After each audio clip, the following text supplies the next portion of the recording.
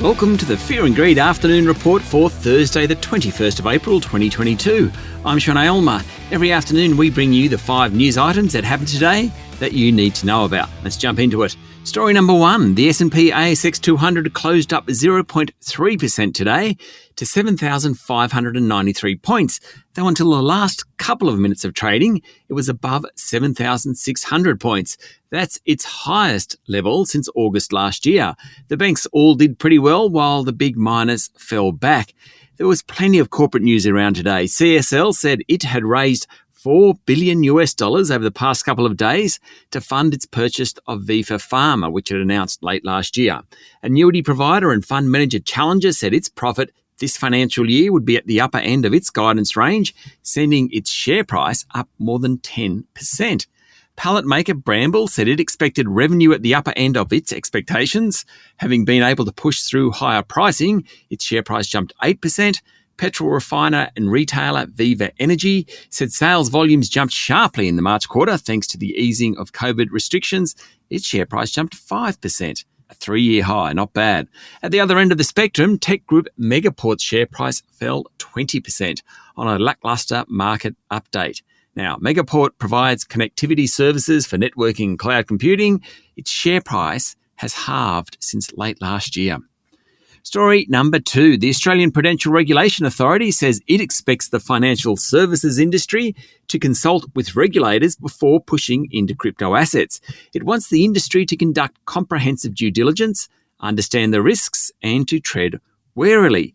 Now, it's the first time the regulator has set out any principles guiding cryptos, which in itself gives them legitimacy. Chair Wayne Byers wants to regulate the sector by 2025, and he's worried that some crypto assets present significant operational, investment, and credit risks. Story number 3, KKR, the US private equity giant that's leading a group of investors in the proposed $20 billion acquisition of Ramsay Health Care, says the target company's largest shareholder is supportive of the bid. The Paul Ramsay Foundation, which owns 19% of the company, has indicated it's supportive of the proposal being put to shareholders if recommended by the Ramsay board. That's a pretty influential voice in what happens with that deal.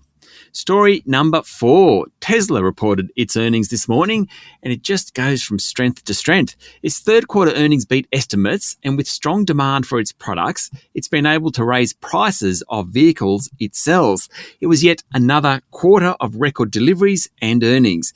And just an addendum to an item from yesterday, remember I said Netflix subscribers numbers had fallen during the March quarter for the first time in a decade?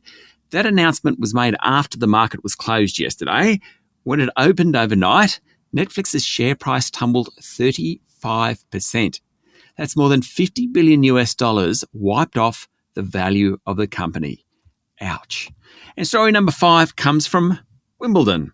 The All England club has banned any players from Russia or Belarus from this year's championships, robbing the event of the probable number 2 seed. It seems the club doesn't want a Russian player being presented a trophy by a member of the royal family.